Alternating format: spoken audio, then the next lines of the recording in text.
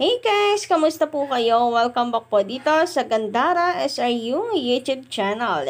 Andito na naman nga po ako ang nagmamaganda ninyong ka-digital guides para magatid ang latest update and the fresh happenings about TVJ and Legit the guides. And for today's video, eto guys, gusto ko lang po ibahagi sa inyo itong napakasayang Thursday episode natin, and narito din po ang post ng TVJ Official na talagang proud na proud sa mga It Girls na kasama ang Singing Queens. Diba, napakasarap po nila sa mata. Anyway guys, isa nga po dito sa ating pag-uusapan ay patungkol dito sa advertisers ng TVJ na kung saan talaga naman pong lomo-lobo. At dahil din yan sa pagkakabalik po ng It Bulaga sa TVJ. Inaasahan din po kasi ng marami na dadagsa ang advertisers ng TVJ dahil na ipanalo po nila ang It Bulaga. Pero alam niyo po ba guys, na ito ay ginagamit na bala ng mga prote para po batikusin ang TVJ na kesyo. Kaya daw habol na habol ang TVJ sa titulong It Bulaga, kaya talagang pinaglalaban nila ito ay dahil takot daw na layasan ng advertisers ang TVJ. Takot daw sila. Kasi kapag nanalo daw po ang taping, ay nga na ang TVJ. Dahil laos naman na daw talagang TVJ, wala daw nanonood sa TVJ at boring naman daw ang TVJ. So, kung hindi nila makukuha ang titulo, magiging nga ang kanilang programa. Unlike daw po dito sa tape na tahanang pinakamisaya, na even without the It Bulaga, kayang-kaya nilang palakasin sapagkat hindi daw boring at talagang pasok daw sa taste ng bagong henerasyon ngayon ang kanilang programa. So, mas pinaganda raw at mas makabago ang kanila pong program at hindi boring unlike sa TVJ. Kaya't kahit wala ang It Bulaga sa kanila, makakasurvive daw ang Tape Inc. Pero ang TVJ, yung mga bells daw kapag hindi nakuha ang titulo. Kaya daw ngayon, anang gigilaite at gustong-gustong makuha ng TVJ ang titulong It Bulaga. Kasi wala na. The end of the world na daw para sa TVJ panagkataon. Nako po. Unang-una, masabi lang po namin sa inyo, hindi po pera ang dahilan kung bakit inahabol na TVJ ang It Bulaga. Hindi na ito patungkol sa pera. Kung pera lang din ang pag-uusapan, hindi na aabot ng mahigit 20-30 million ng utang ang Tape Inc. sa TVJ. Or tigi-isa sa kanila. Kasi parang tig-20 ata. Or kay Joey De Leon lang yung 20, kay Bossing baka umaabot siya ng 40 million. So kung pera lang talaga ang habol ng TVJ ay baka unang araw pa lang na hindi sila pinasahuran, hinabol na ng TVJ na media na agad or kaso na agad ang mangyayari. Pero hindi. Kita niyo naman dito sa Marikina Regional Trial Court, 'di ba? Ang TVJ personal na pumupunta po talaga doon. Samantala, ang mga halos-hos, naku po, laging abogado lamang po ang present. Kasi nga, para sa kanila, business lamang po yan. Para lang sa pera, Kaliyita Mercads. At pangalawa, FYI lamang po mga pro-tape. Pakisulat po dito at pakitandaan. Kahit po, nung wala pa sa kanila ang It Bulaga, talagang pinagkakatiwalaan po ng mga advertisers ang TVJ. Kasi syempre, mga effective endorser po ang mga yan. Kaya kapag sa TVJ sila nag-advertise, ay talagang makakasigurado sila na may tatangkilik po ng kanilang produkto. Dahil ang TVJ may pangalan na yan, na kapag silang nag-endorse ay katiwa-tiwala na mapagkakatiwalaan mo yung product na yon, na maganda ang product na yon. So, mayroon na pong pangalan ang TVJ, unlike kay Paulo Cointis. Nako, nakita nyo ba na mayroon pong commercial si Paulo Cointis? Kasi pag si Paulo Cointis po nag-commercial, wala pong bibili panigurado. Nakikita nyo yon yung market value? Kaya napaka-imposible po ng sinasabi ninyo. Ang TVJ kahit wala po yung It Bulaga, talagang meron pong mag-advertise dahil napaka-effective endorser po niyan. Kita nyo po ang pure gold. 'Di ba? Kahit wala na po sa TVJ ang It Bulaga, ay hindi sila nagdalawang isip na sumuporta sa TVJ. Kasi hindi naman taping ang dahilan kung bakit dumami yung kanilang branch, kundi dahil sa TVJ. Dahil TVJ ang nag-endorse. Kita nyo naman, kahit nung nasa kanilang Itbulaga, meron bang nagtangka na mag-advertise po sa kanila? Kung meron man, Collegiate Awakens, baka trial and error lamang Baka sumubok lang 1 to 2 months contract ng advertise. Pag nag-work, di maganda. Pag hindi, ay goodbye. And for sure, kakagat po ang Tape Inc. kung sakasakali na may magsubok sa kanila kahit 1 month lang muna. Kasi kanila na po nanggaling mismo kay Jen Halosos na hirap talaga silang kumuha ng advertisers.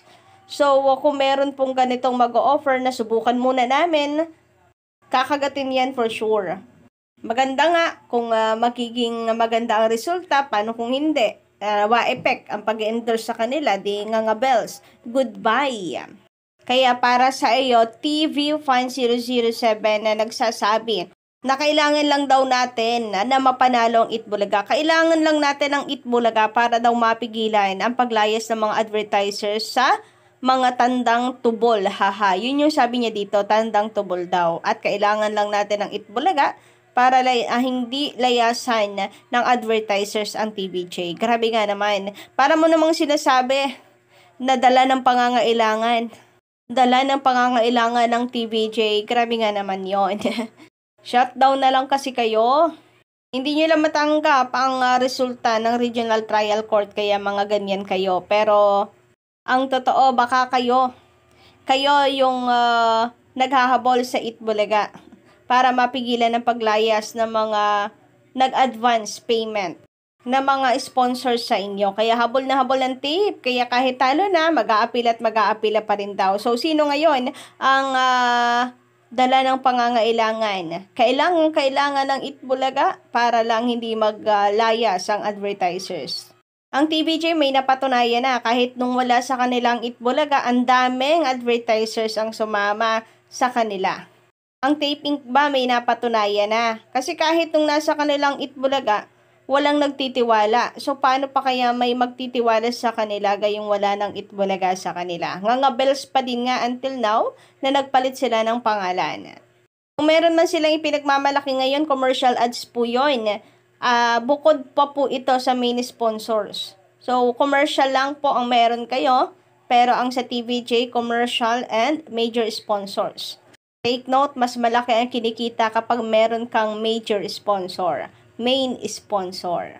O, inggit na naman kayo. Sabi nga dito sa komento ni Miss Mendoza Joby, magandang gabi sa'yo. Moving forward, ano effect ng pagbabago ng title sa TVJ? More advertisers maybe. One thing for certain, TVJ is here to stay. Ano naman ang effect ng pagbabago ng title ng Tape Inc.? Advertiser might have second thought in renewing their contract.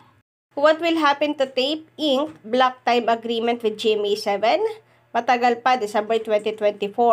Kung makakasurvive sila sa new title at nagbabayad sila sa GMA ng 57 million every month, then perhaps GMA7 will renew their block time agreement. If not, at lumipat sa All TV ang Tape Inc., the show will be canceled.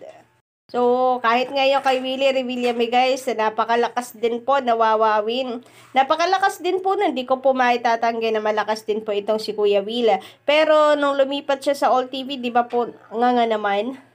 So, paano pa kaya ang tape? Di mas lalong nga sila kapag napunta sila sa isang mahina po na TV station.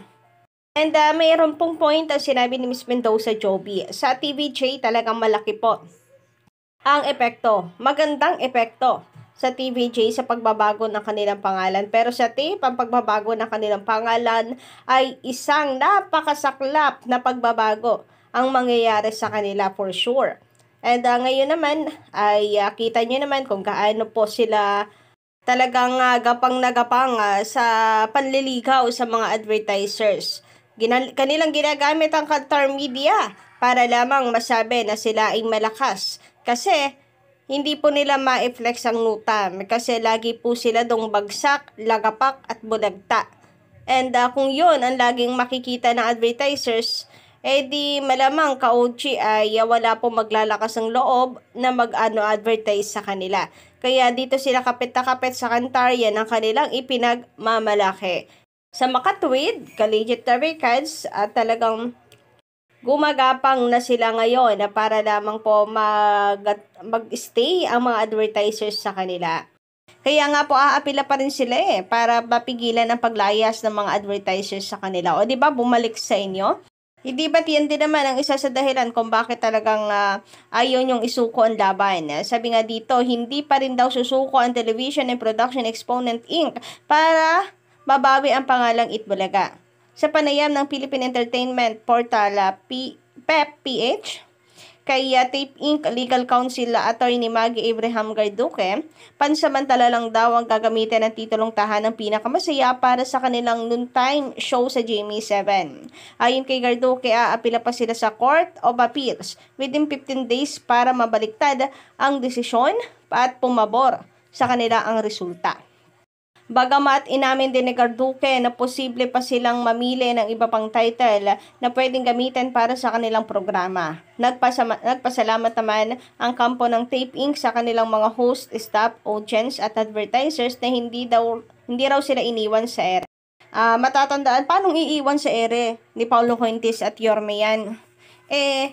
Pinapirma nyo na nga ng mahabang kontrata. Matatandaan na sa hatol ng Marikina Regional Trial Court RTC Branch 273 ay pinaboran nila ang kampo ng comedy trio na dating Senador Tito Soto, Vic Soto and Joey De Leon. At pinagbabawalan ng Tape Inc. at GMA Network na gamitin ang pangalang Itbulaga, EB at Itbulaga and EB.